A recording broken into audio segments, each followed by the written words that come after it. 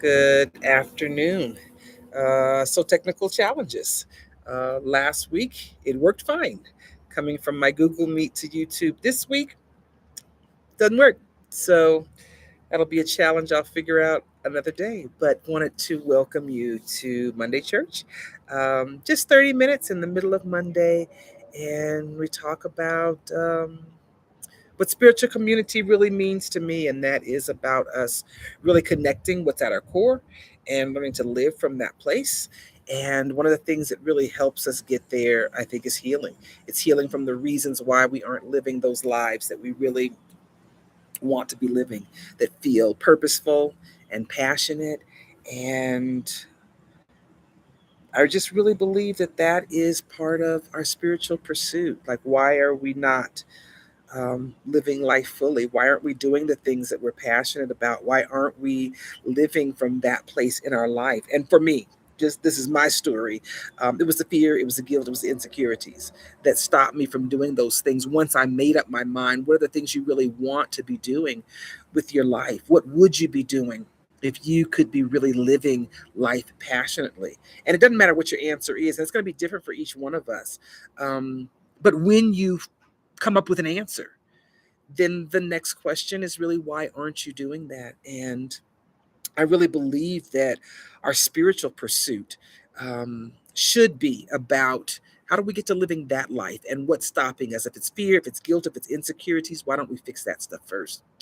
And part of the social tech work that really is grounded in that spiritual foundation is about doing just that. And I thought I'd share that. Some weeks Letitia's here with me. She's not here this week. She's traveling, but I have been meeting on Mondays with her for almost a year, about 10 months. We've been doing some training. We've been doing some other kinds of things related to the social tech work. And I said, well, since we've finished up some of the training that we were doing together, why don't we just keep that date on the calendar and continue to do some things together? We're planning for an upcoming project. As some of you know, my life is filled with shenanigans and passion projects, and we are getting ready for one of those new things coming up. And so we're using some of that time for that. But I thought, why don't we do some sharing on Mondays? Not a long term commitment. We'll do it until we decide we don't want to anymore. But leave some of these conversations. And so thank you for joining. If you're joining me today, thank you for joining in today. If you're joining at some other time in the future, that's the magic of technology. And I just want to share with you some of the work that we do and then just talk specifically about one of the steps in our process. But I want to give just kind of a general overview of the healing work that we do, the social tech healing tools. And one of the definitions in the work that I do is about what trauma is. What is that thing that keeps us from being able to live those lives that we envision? And how do we address the fear and the guilt and the insecurities in our life? And oftentimes those things happen because of trauma. Someone has dealt with us in a way that's not loving, that doesn't see our wholeness, and that leaves us fractured.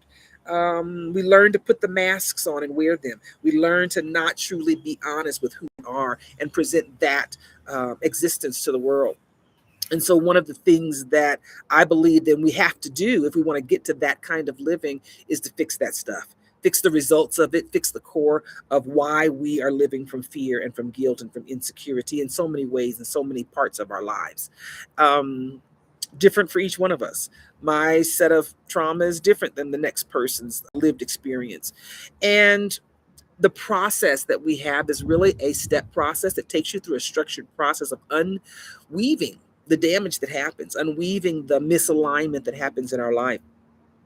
Last week, we talked a little bit more specifically about step one in the process, but step one in the process, and it's a 5-step process that we go through just over and over again with the situations in life that come up or the situations from our past that have already happened. The process works for both real time, in planning for future actions, but also dealing with things that have already happened in our past. And so, step one first asks us to look at the situation honestly. Healing works best when you're able to be honest with yourself. And through that honesty, we learn how to be more honest with each other. in our interactions. But step one asks you to deal with the facts first. Before we start analyzing our life and the problems and the issues that have been created in our lives, um, what are the facts? What actually happened? And then address the emotions of it. What are your feelings? Emotional intelligence, you hear a lot about that in these days. We hear that term often. And for me, that really means being able to put words to what you're thinking and feeling so someone else doesn't have to read your mind and guess. We're avoiding the misunderstanding that happens when I can communicate to you what I'm feeling. You don't have to guess. You don't have to read my body language, read the signs. And if I'm able to be honest and have the capacity to put it into words, then you have a better opportunity to understand what's happening in me, and for us to be able to engage in ways that are much more healthy. And so the first step asks you to write the facts of the incident. Take one incident at a time. Don't try to take your whole life story. Take one thing. Work on one thing at a time, one layer that may be present in your life, and to really sit with the facts and the emotions. Then the second step of the process asks you to begin pulling out additional information. What information? What are the values that are present in the behaviors and the actions that actually took place? What are the values behind that? Was it a value of someone that believes, or in action, not that they actually believe it intellectually, but in action, did this person believe that they could disrespect me or come into my personal space? Could they treat me in ways that might feel disrespectful to me, or maybe misunderstood? Or what are the values behind it? I'm not obligated to listen to you. This person, I was trying to talk to this person, they walked away. Are they obligated to listen to me? Ooh, I want them to listen to me. No, but what are your values? Are they obligated to listen? Are they obligated to give you their time, their life currency? The second step of the process asks you to identify the values. I believe people should help other people. Are they obligated? I believe people should help other people out of goodwill. Okay, that's different than someone being obligated to help simply because you ask. So it asks you to really hone in on what are the values behind what actually happened. I believe people should be treated with respect, but I cussed them out. Oh, both of those values were present. I believed I could speak in the way that I wanted to that person. I also believe people should be treated with respect because I believe I should be treated with respect, right? So people, or sometimes our values are misaligned. Maybe I believe I should receive respect, but maybe I don't believe I should have to give it to others. No judgment. It just asks you to address the values of the situation that you're using in that healing cycle. But it doesn't stop there. It says, what are the values? And sometimes it's beliefs and expectations too. What did you expect this person to do? How did you expect yourself to respond and behave in this situation? And being able to list those expectations or values or beliefs. They're not identical, but oftentimes we kind of lump them together in this particular step. Then it asks you to say, now, what did this cost me? This interaction with you that brought up some feelings. Oftentimes, the things that we deal with in this work are negative, but sometimes it's positive. But this situation brought up these feelings. What did this cost me? What are the losses? Ooh, maybe I lost a little self-respect because I acted in a way that I was then not so proud of. Maybe I lost respect for you. Maybe I lost trust in someone. Maybe I lost, and you would insert whatever those things are to really begin looking at the cost of this. And then step two says, and how did you respond? How did I respond to the situation? Because I'm trying to get information to be able to process my life differently. One of the issues that I realized in trying to heal community was us. We're part of the problem. And one of the things I realized was sometimes we're doing life, but being able to then process life and get meaning and understanding out of it wasn't helping us get to resolution on stuff. It wasn't helping us to become more sustainable. And so we then look at, what did I do in response to this situation? Now, this is information. It's not judgmental. This is not a time for you to bash yourself, to say, oh, I should have. No, it just says, what did you do? No judgment about that. And then to sit with that. Take some time. And each of these steps asks you to sit with it. When you deal with the facts and the feelings, sit with those feelings. Get honest with yourself. Use the feeling wheel to look at the different ways that you might have felt in this situation. Because oftentimes people are dealing with moments in life, the points in our life that created really strong emotional responses out of us are usually the things that we start with first. And then after step 2 is done, step 3 really begins to start turning the table on yourself. It asks you, take away the other information that we've pulled so far, take just that information on your responses and really go through and look at your responses, see if there's any patterns in the way that you behave. And then step 4 says, now let's take a mirror. Let's look at my behavior. Did my behavior, first of all, what are the values, beliefs, and expectations centered in my behavior? I believe I should be able to say anything I want to somebody. And I believe that people should respect me. And it asks you to do that for just your behavior. I didn't say anything. I believe I should speak my mind. And I didn't speak up. I believe I should be honest. And that really wasn't honest. I said I wanted to, and I really didn't. But I felt guilty. Or I felt needed or wanted. It says, look at those behaviors. What did I do? What did I do? And then after you look at that, it says, and what did that cost me? What did my behavior cost me in this situation? What did I cost me in this situation? Part of this work that's a little different than some of the other trauma-centered work that I've seen is that this process defines trauma differently. Part of this is my work has been about really understanding trauma. Where does trauma happen? When does trauma happen? What does it look like so that we can identify it as it's happening, before it happens, and if necessary, after it's happened, so that we can go back and undo the damage that it may have caused. And I began to realize, and this system really rests on the reality for me, that trauma happens every time, every single time our values, beliefs, and expectations are conflicted. Doesn't mean that your values are good or sustainable, but it means that every time your value or your belief or expectation is conflicted, that is the ground zero of where trauma happens. And so learning how to really be able to identify that. And so step 4 really illuminates that by saying, did you do anything that conflicted with your values, Lorana? By the way, I'm Lorana Hughes. If you want to find any of the other work and just Google it, my name's Unusual. You should be able to find me pretty easily if you spell it correctly. But am I conflicting my own values? Yeah, people treat me with respect. Ooh, but I didn't treat others with respect. Ooh, confliction. Who conflicted my values? Me. I did something that was out of alignment with my values. Guess who was the creator of trauma in my life in that moment? Like literally, me. So step 4 really says, let's look, no judgment, but let's look and see in this incident. Yes, others may have done things that conflicted with your values, but Lorana may have done things that conflicted with her values too. And sometimes that's heavy. And then we sit with that and say, and what emotions is that bringing up? Ooh, looking at me in the mirror. And then step 5A, the first part of it says, now that we've unpacked this, I've looked at the losses that my interaction with you has created, and because we're talking about balance and sustainability, and I looked at the losses that were because of me wanting to control other people, maybe, and my expectations therefore were based on me having control of their actions. And ooh, should I try to control other people? Well, let me check. Should other people try to control me? Ooh. So me trying to control somebody else might be out of alignment with my values. And every time I want to control someone else, I'm traumatizing me. I'm probably traumatizing them too, but I'm traumatizing me.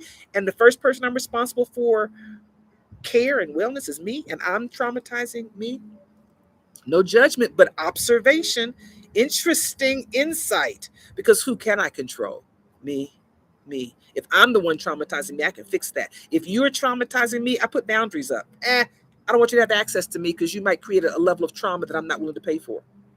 Boundary. But when it's me, that gets into the heart of my commitment.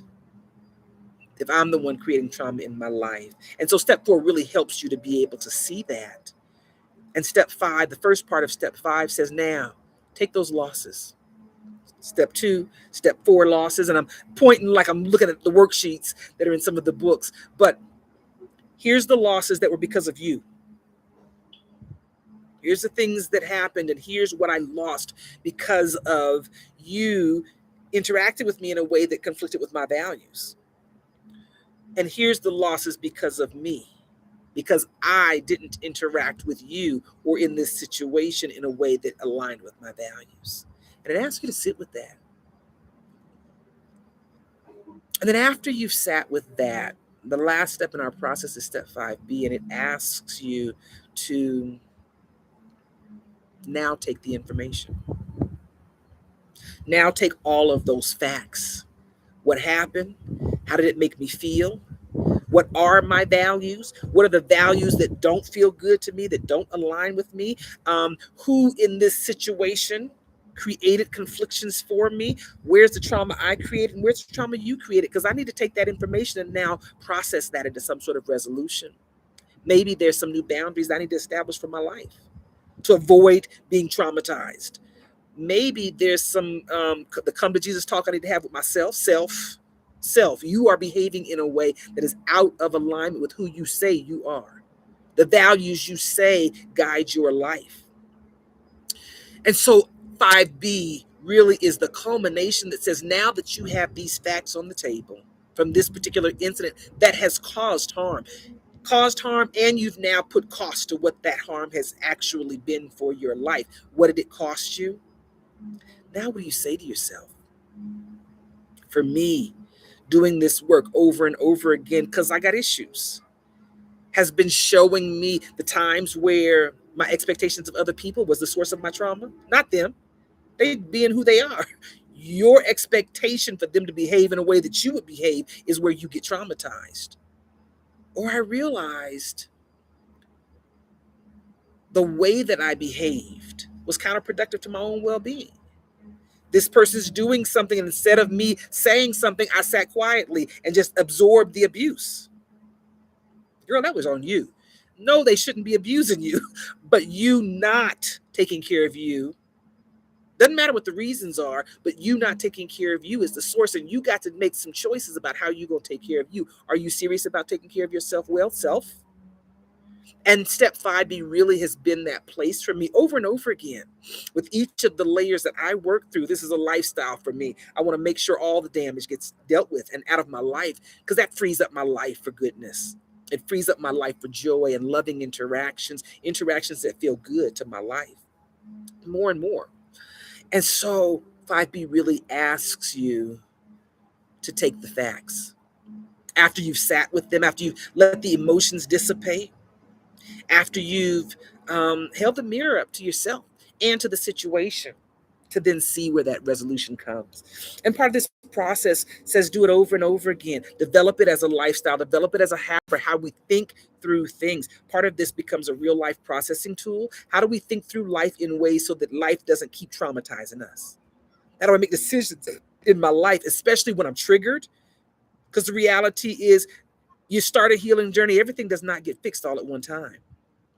But being able to have a framework for thinking. How do I think through life if I want life to stop traumatizing me? How do I think through life if I want to gain control so that I can then make more mindful decisions on my behavior, how I'm going to interact and move through life so that it doesn't traumatize me? And so part of this is about, do we have better tools to be able to do that thing of healing? If fixing community, if fixing my life, getting my life untwisted is about being able to operate in truth, who am I? Who's the truth of who I am? Not filtered through my damage and the responsive behaviors that I've just learned out of necessity for survival sometimes. How do I get out of that loop of my own dysfunction? Me, I'm the problem in my life. How do I fix that? And this provides a framework for being able to help people do that. I've been working with these social tech tools for about 15 years, first personally in my own life. I can't help you fix you if I can't help me fix me. And if these tools don't work for me, then it's no good me sharing them with you, you know? And so for me, healing has become a lifestyle. One, I've seen the benefits of it. But even before that, I was tired of being dysfunctional. I was tired of being the dysfunction in my own life. Girl, it's you. It's you. Yes, relationships, things, people, economics, all of that. Yeah, that's relevant too. But a whole lot of it was me. It was me. Probably 80% of my trauma, me. And it was like, if I fix me, then maybe life becomes different. And I'm telling you, it has. As I began dealing with the fears and the guilt and the insecurity in my life, life has become more full of joy, of passion, um, but like of control. Like I'm in charge of my life. It's not my emotions. You do something to me and it may make me feel some kind of way, but I get to choose how I live my life, how I respond. And part of gaining that control is about fixing the things that trigger us. So if those triggers go, leave. The other part is being in control of my emotions so that my emotions are information, but they don't drive the bus of my life. My values do. And I think that is what so many of the spiritual pursuits tell us is how we're supposed to live. Your values are supposed to guide your life. These are the values, these are the principles that we hold dear, and my life should match that. More and more, more and more. We're not talking about perfection, we're talking about progress. More and more, my life should match that. And I said I was going to talk just a little bit more about step two because it goes back to values. And that's one of the things we sometimes talk about generally. If you've worked in like nonprofit sector, there's values, or the corporate sector are core values, and they're these words. And so many times we just leave them on the paper and we don't actually use them to guide our lives. And so value identification sometimes is challenging with those that I work with or coach through this process. Um, what's important to me. And so I tell people, start with what are your expectations? Like, can you be honest about what you expected? How did you expect that person to behave in the situation? I expected you to behave in this way. That's a good start. Because what did you believe? Well, I believe you wanted to.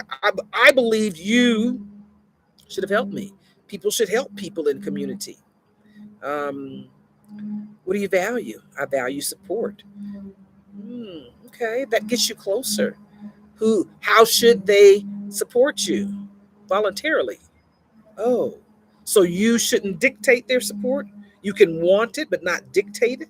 Oh, well, what happens with people that don't align with your values? Oh, I'm hanging around people who really don't want to be supportive. Oh, does that mean something's wrong with them? No, it just means your values are out of alignment. Because we don't have to make a judgment call to make decisions for our life based on our values. These are my values. I want to live in alignment with people who share values with me.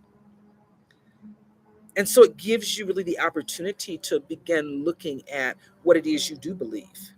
What do you believe about your faith system? What do you believe about the values that guide your life? And so this process really gives you not only an opportunity to do that, but practice. Practice on really putting words to it. One of the residuals, the yappas, the extra benefits, the goodies that come with this is using this process really helps build emotional intelligence. It helps you gain a greater capacity for being able to put words to what you think, what you feel, and why. These are my values. And when you behaved or interacted with me in this way, because these are my values, that is out of alignment. And that poses a potential for harm to happen, both for me and for you. What would happen if we had the capacity in community to have those kind of conversations, honest conversations with people about what we think and what we feel, instead of feeling it, thinking it, and then stirring that stuff on the inside and never having the capacity to have a conversation with others so that they know how this is impacting me, and that we don't work it through to resolution where I make some decisions for myself. Whether I share it with you or not, it may be this person is out of alignment with my values and it doesn't feel good to be around them. My inner sha-na-na starts sending off emotional triggers when I'm in the presence of this person. Okay, is it fear, guilt, or insecurity? Let me check. No, our values are actually out of alignment. I see how this person interacts with people.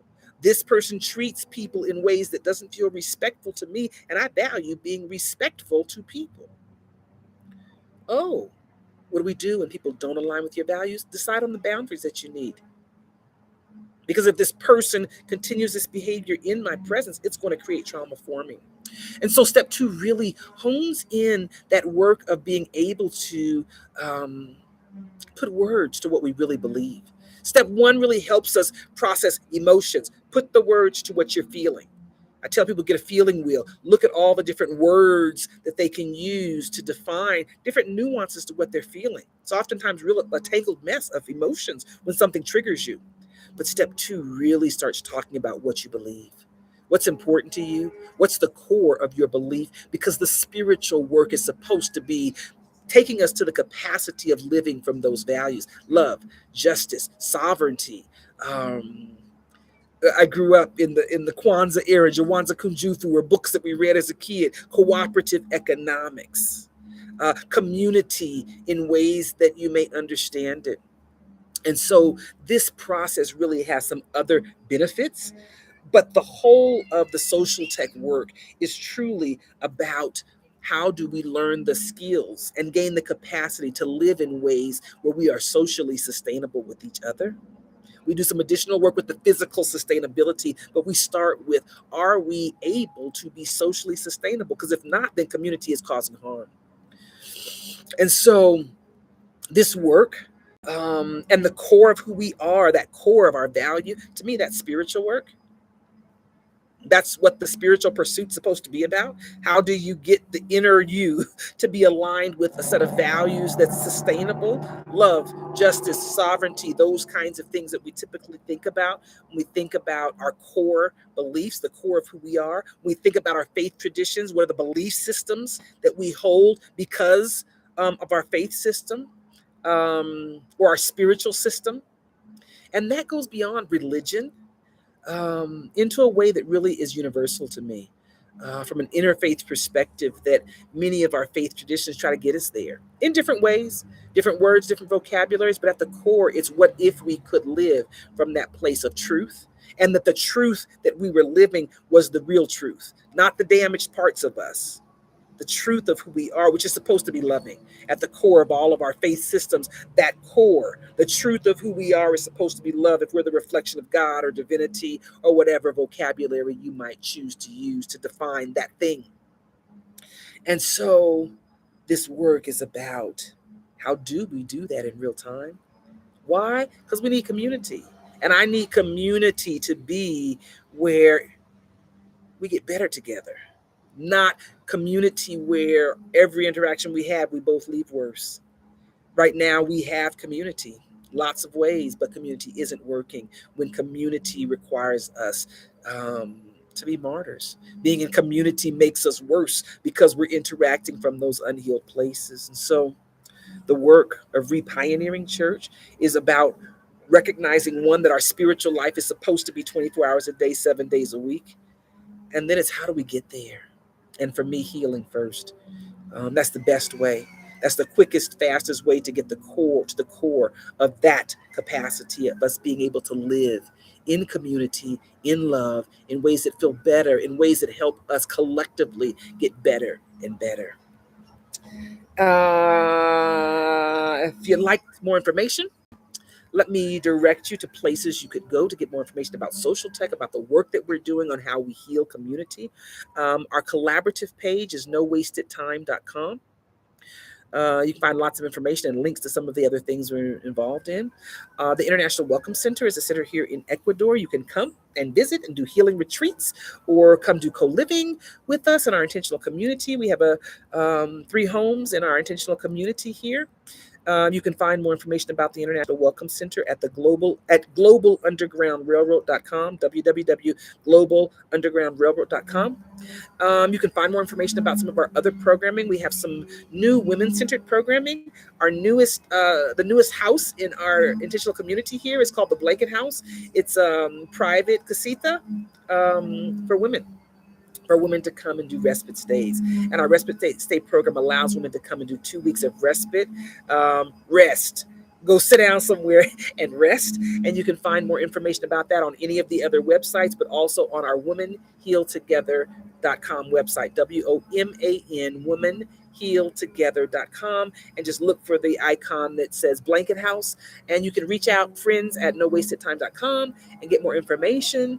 The YouTube channel has a bunch of stuff, but healing first, as part of your spiritual pursuit, consider that. And if you need tools on how to do that deeper, maybe in a different way than you have experienced before, then we invite you to look at some of the resources that are provided. There's training videos online that you can just go to on your own and begin doing the work.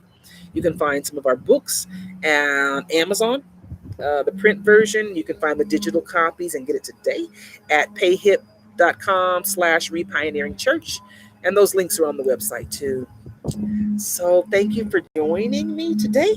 And I'll work out my technology. I like using Google Meet and streaming here because then I can show stuff and play music. And I don't really know how to do it on the YouTube side because I haven't really tried to figure it out.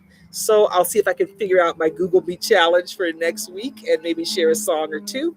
Um, but thank you for letting us join you today. And thank you for joining us in the part of our spiritual journey of healing together. And live life fully today. Have a great week, great day whenever you're watching this. Put us a note in the comments if you have questions, or let us know that you chimed in. Let me know about your healing journey and what's working for you in that pursuit of deep healing and getting your life aligned with what's true. What would you be doing if you could be doing anything in the world, if fear and guilt and insecurity weren't part of the formula?